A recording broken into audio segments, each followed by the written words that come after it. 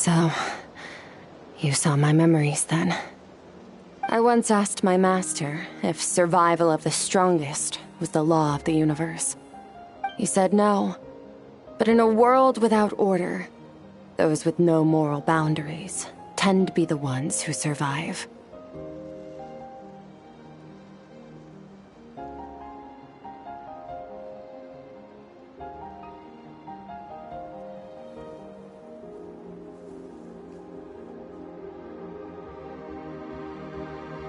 That's why, after hearing his answer, an idea came to mind. An idea that, one day, I would create a new world order. One in which there would never be another tragedy like that fire. One in which power was not the law of the land. But that means I must defeat him. Because my master, Sirologi, is, at the core, a defier of all rules and order.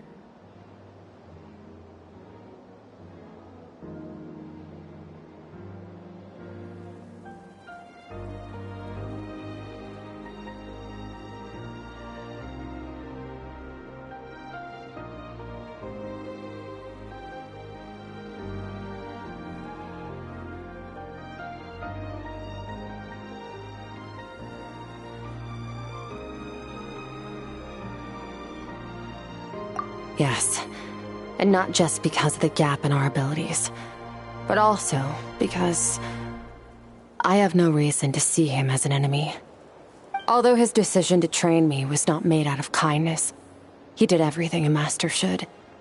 He saved my life, taught me the sword and the principles of strength, and for that, I respect him.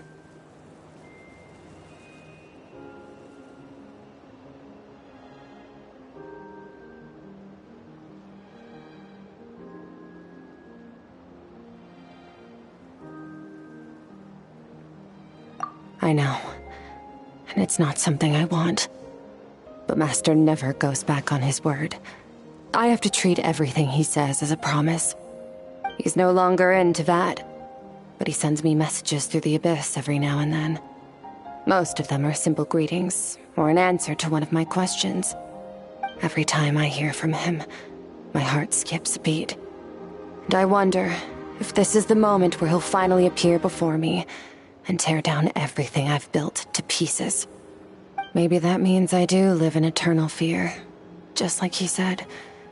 Yes, I respect him, but I'm also afraid of him. And for that reason, the pursuit of strength consumes every moment of my life. I don't know what Master has planned, but I have to be ready.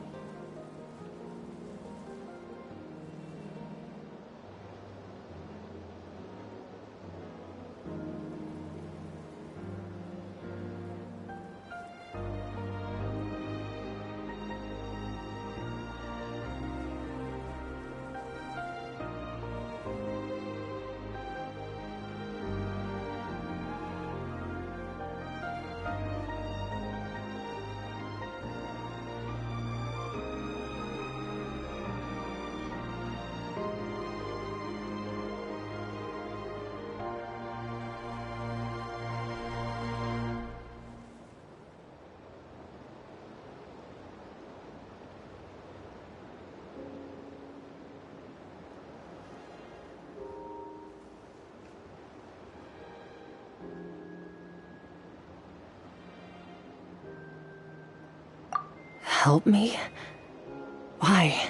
This isn't your fight.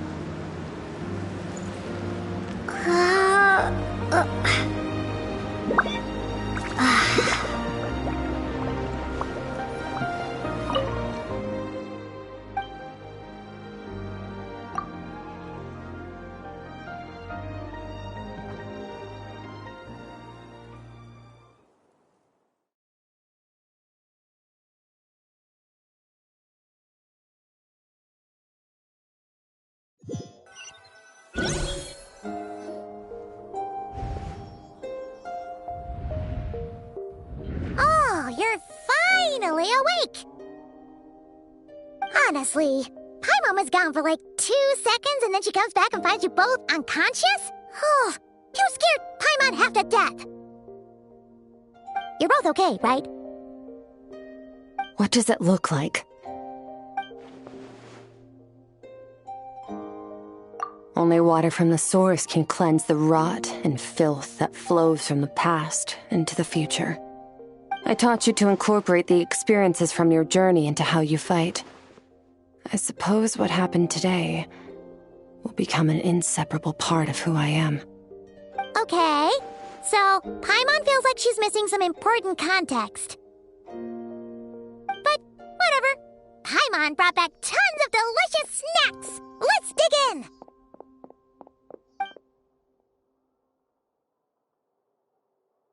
All right. It's about time we finished what we started. We're gonna deal with this thief for good, right? This time, I'm not going to tell you to hold back. But having digested even more power in the meantime, he's going to be tougher than before. The good news is, we have no reason to pull our punches this time. So, let's go. Same place as last time.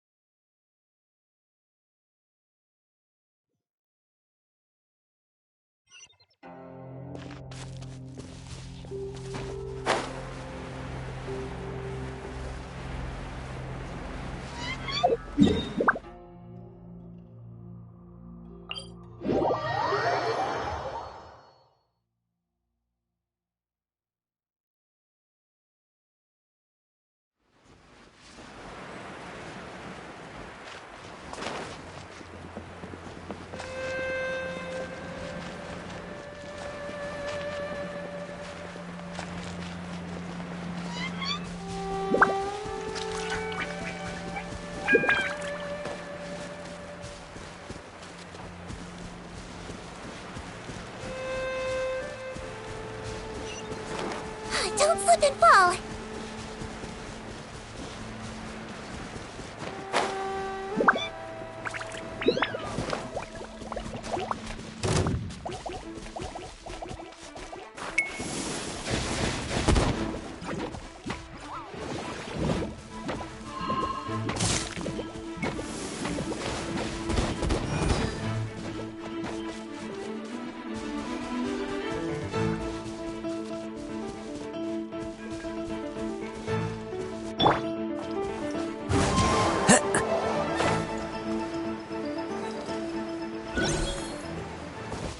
The wind knows me.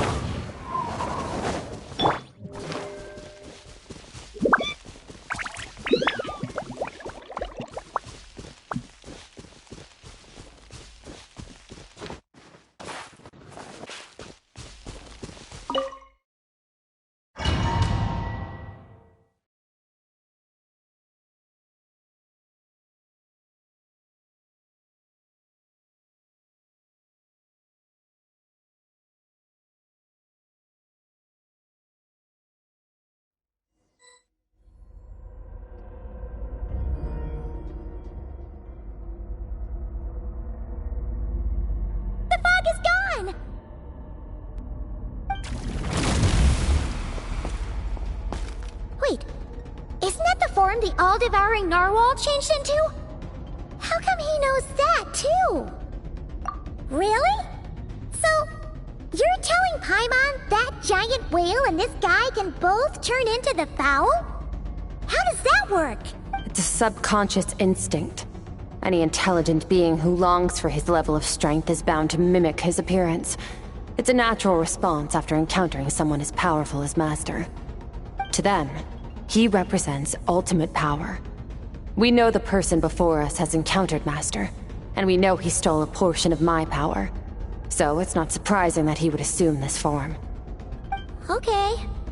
Oh, the closer Paimon looks, the more intimidating it gets. Nervalette isn't here this time, so it's up to us. He won't have the nerve to steal again after we're done with him. Let's teach this guy a lesson.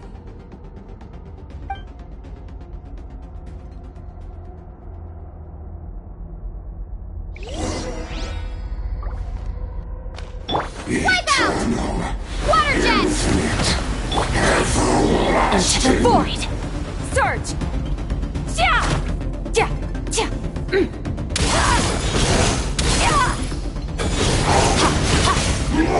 Haven't forgotten your training, I hope.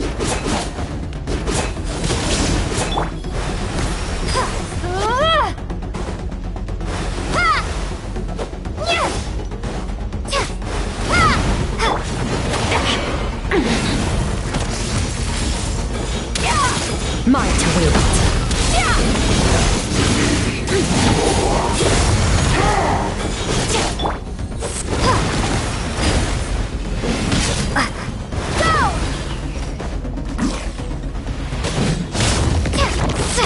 Water jet!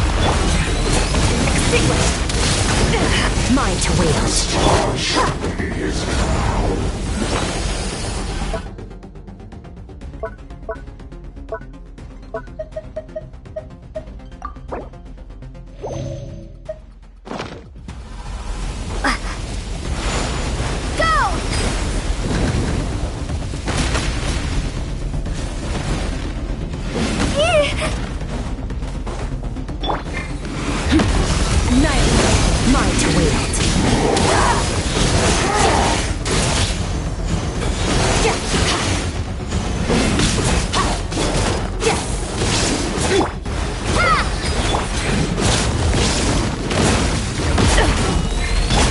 Bombs away! Go!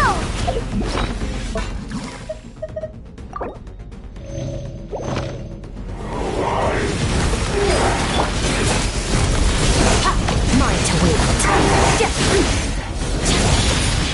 Beyond this world.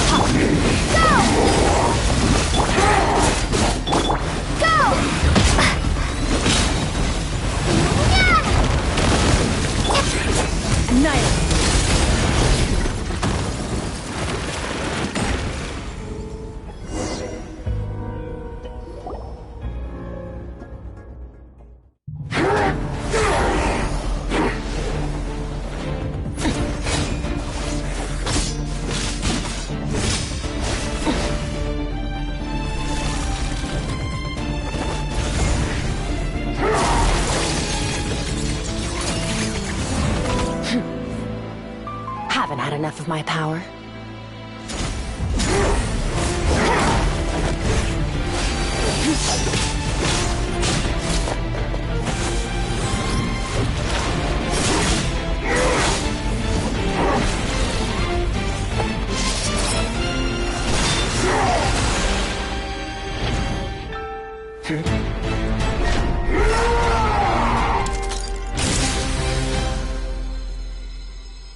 Well then, let's see how much more of this power you can handle.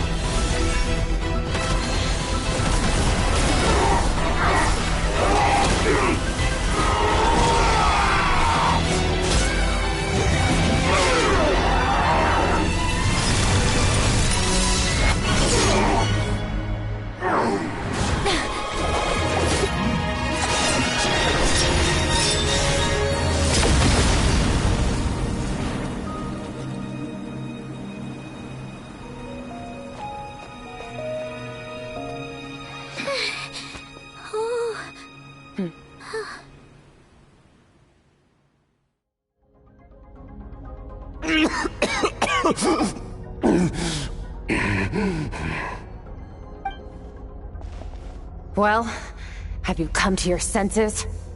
You saw that my body was at its limit. So, you deliberately channeled your power into me, knowing that it would destroy my shell from within. Such power, such keen battle instincts. So you must be... Skirk, Sertologi's disciple. How long has it been? How long has he been away from Deviant? Hundreds of years. Hundreds? Sorry, it's a lot to take in. I should introduce myself. I am Skirk, a friend of your master and one of his followers. This is the first time I've heard your name, Skirk. But hundreds of years ago, I knew you existed. And I knew you would come here. Hundreds of years ago? Sounds like you and Master have quite the history. Care to tell us about it? Of course. Might as well take advantage of a clear head while I can. The story starts a long, long time ago. I was born into a noble family in Conria. As the eldest son, I was set to inherit our title. But I contracted an incurable illness as a child, and everyone gave up on me.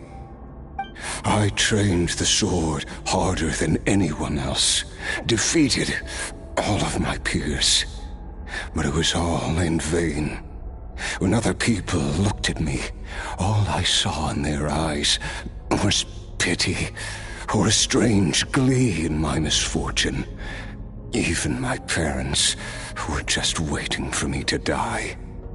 Over time, my heart hardened, and I became aimless. That was the point where I met your master, Sertologi. We were similar in age, but different in background. He was born in prison, the son of criminals who had been sentenced to death. He spent his childhood wandering the streets, facing more criticism than the literary works in the Universitas Magistrorum. Yet, he always wore a smile on his face, as if kindness and malice were one and the same, and he could not see the difference. I still remember what he said to me when we first met. You need to fight to survive. Even if it's a losing battle, it should light a fire under you. How can you sit back like this and go down without a fight? That does sound like something he would say. He was the first to acknowledge that I was worth something, and he inspired me to keep going. When we sparred together, it was the first time I'd actually felt the thrill of combat. When I was 10, he stole forbidden research materials and managed to cure my illness. It was like there was nothing in this world he couldn't accomplish. When it came to the human form, he was always intent on pushing the boundaries of possibility. But somewhere along the way, I fell behind.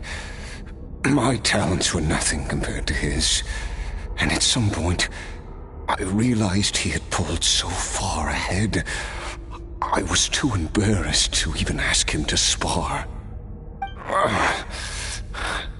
After his grand endeavor was successful, he sought me out and said to me, "This planet no longer holds anything of interest to me, so I'm leaving.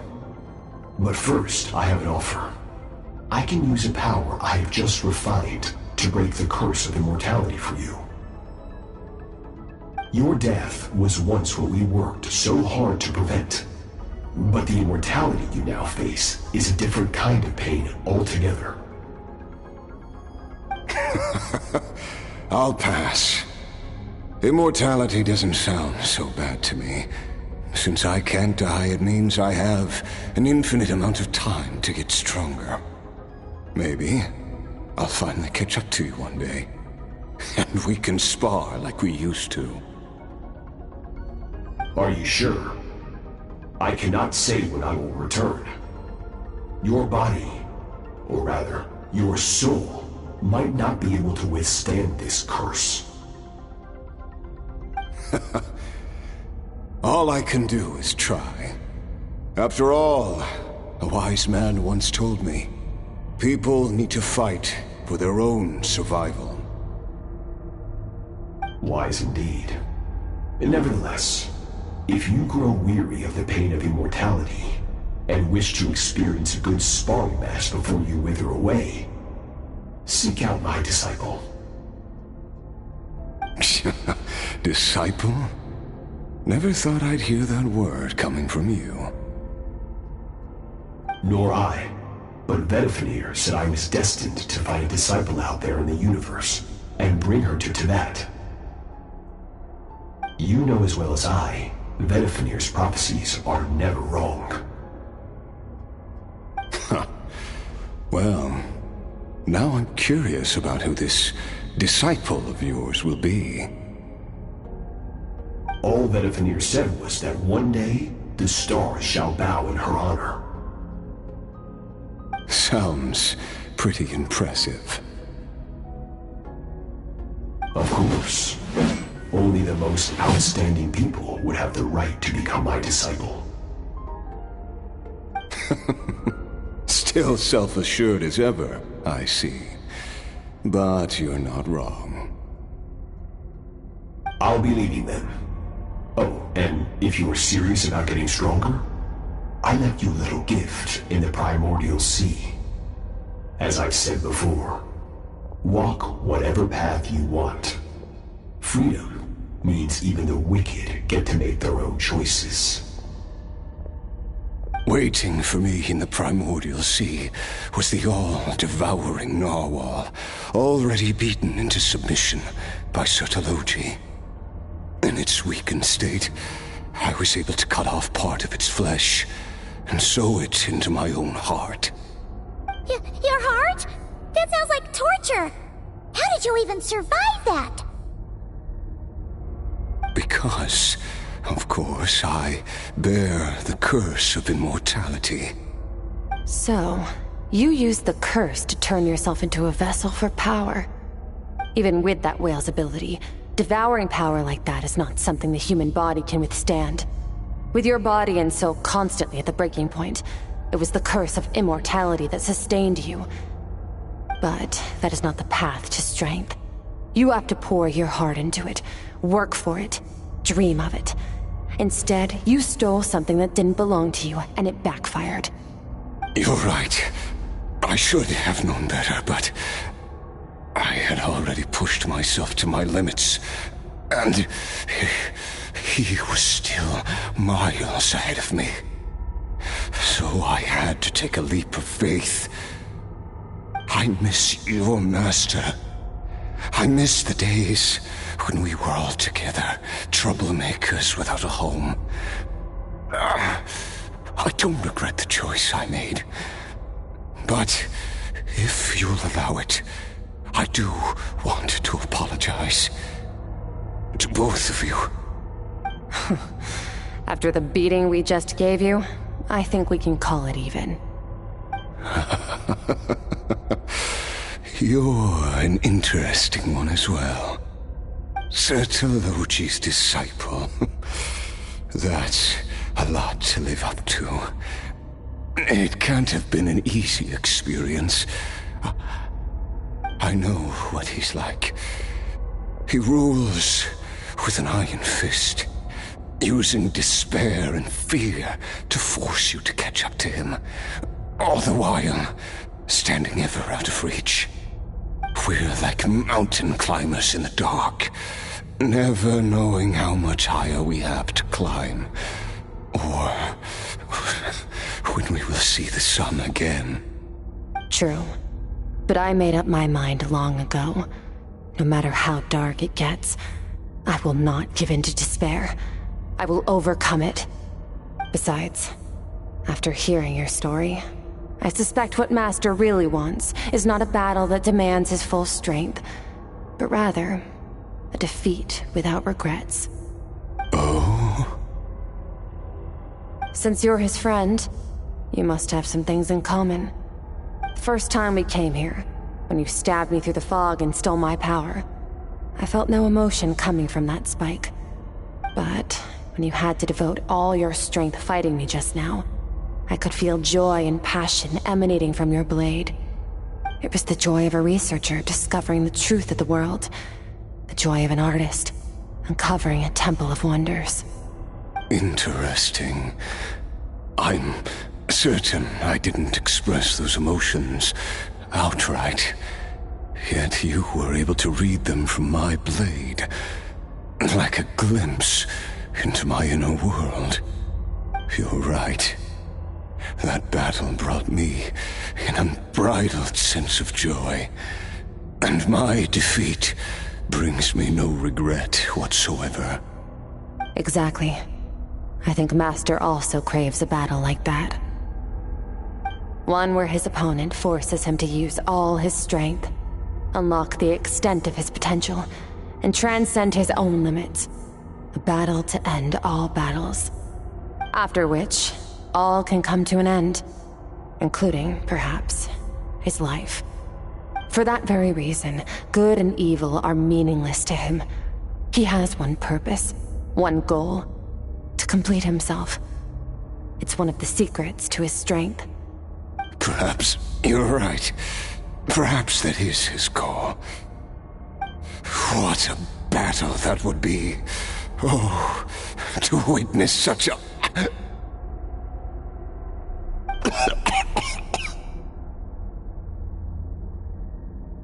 Are you okay? Too many different kinds of power are surging through my body.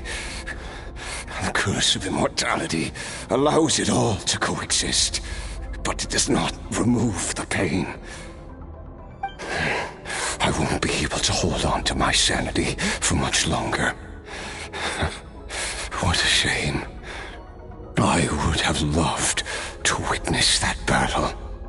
Sertologi once offered to free me from this curse. Now, I must ask that of you, Skirk. Can you release me from the pain? I can, but not through death, if that's what you were hoping for. It's not a suitable punishment for your crime. As an alternative, I can take your consciousness, along with all the power you've consumed, and smash it to pieces. The impurities will dissipate, and under the curse of immortality, your mind and body will regenerate. When that process is complete, you will be back to who you were before, no longer tortured by powers you can't control. But it will be a time-consuming and painful process. The decision is yours to make. I accept. And who knows?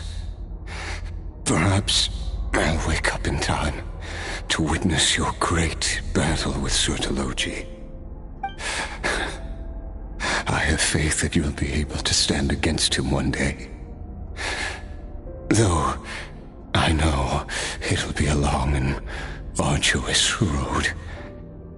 If we are climbers in the dark, it appears the dawn has finally broken for me. But your ascent continues. At least, it looks like you are not alone on your journey. I will reach the top of this mountain, no matter what it takes. And you, Skofnunger, will be my witness at the end of all things. Whew, that's finally over. Let's get out of here. Huh, at least we don't have to make a mad dash for the exit like last time.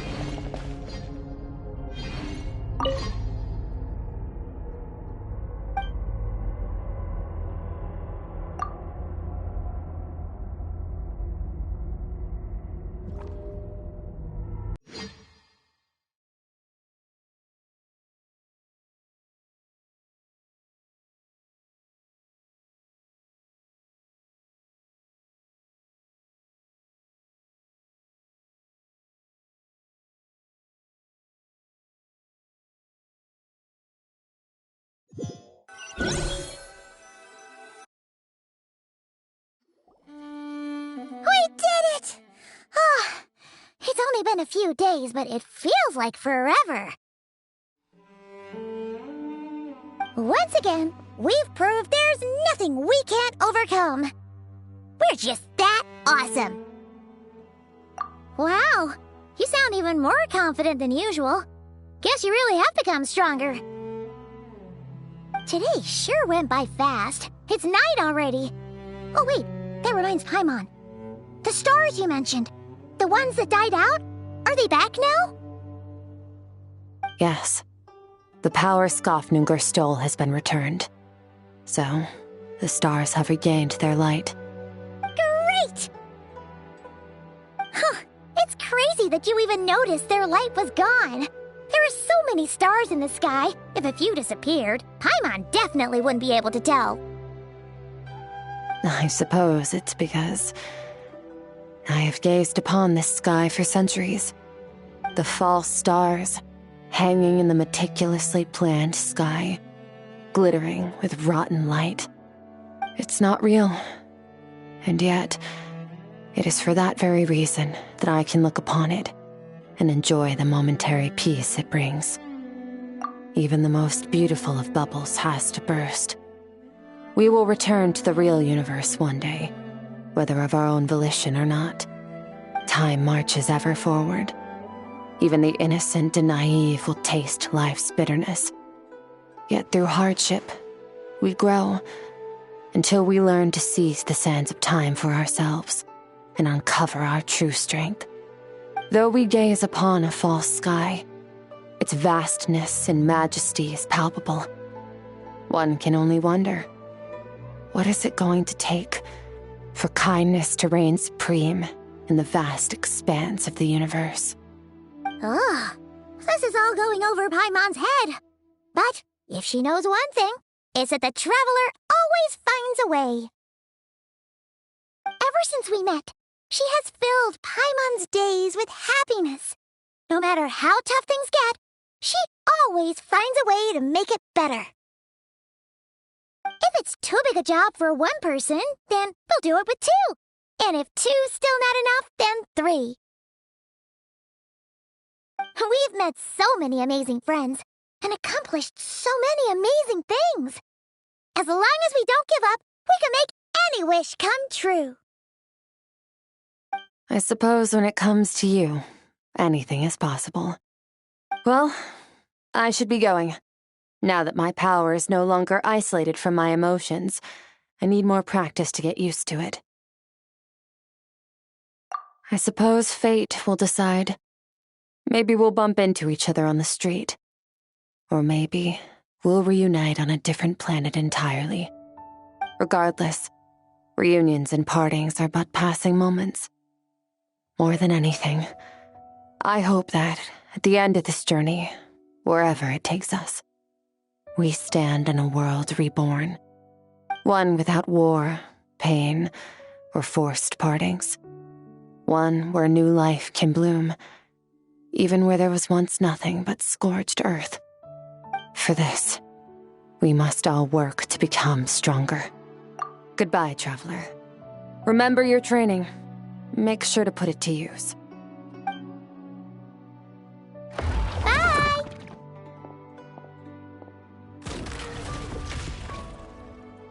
Is it just Paimon, or is she being nicer than before? We definitely count as friends after all that, don't you think? Hey, what do you think about camping here tonight? There's nothing quite like sleeping under the stars. Come tomorrow, we can continue our journey. Oh, and since Paimon treated you to that super nice meal at Wanmin Restaurant, it's about time you returned the favor.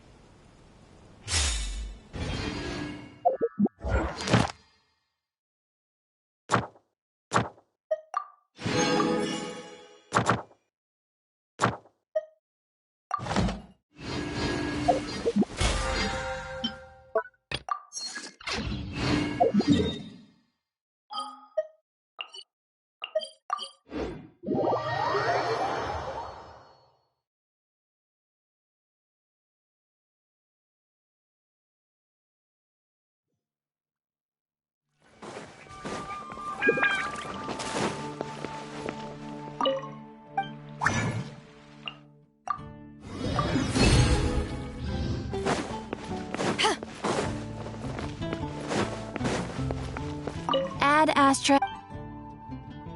Thank you for Add Astra.